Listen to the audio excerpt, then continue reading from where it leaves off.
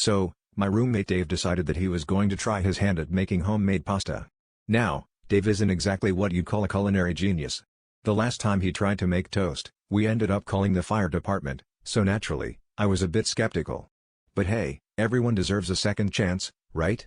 He assured me he'd watched countless YouTube tutorials and even borrowed a pasta maker from our neighbor, Mrs. Jenkins, who's famous on our street for her lasagna. The process started innocently enough, with Dave gathering ingredients and spreading flour everywhere. It seemed like he was actually following the steps pretty well. I was almost impressed. Almost. That's when things started to get a bit out of hand. Dave was kneading the dough with the intensity of a bodybuilder at the gym, sweat beading on his forehead, eyes narrowed in concentration.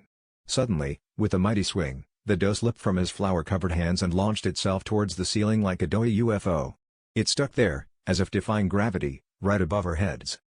As we stood there, gaping up at the ceiling, there came a knock at the door. It was Mrs. Jenkins, curious about the commotion and the sudden absence of her pasta maker. Before I could explain, more neighbors began showing up, drawn by the mystery of the dough's aerial acrobatics and the scent of imminent disaster.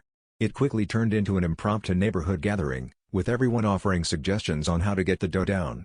People brought ladders, brooms, even a vacuum cleaner, but the dough remained stubbornly adhered to the ceiling, a testament to Dave's robust kneading.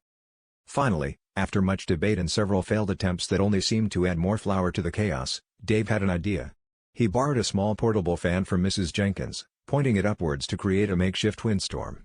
As the dough began to loosen and slowly peel away from the ceiling, Dave looked at his audience with a grin and said, "Well, I guess you could say I really know how to raise the roof." The crowd groaned and chuckled, and somehow, amidst the laughter, the dough finally let go, plopping onto the floor with a satisfying splat. Dave may not have conquered pasta making, but he sure knew how to make an unforgettable evening.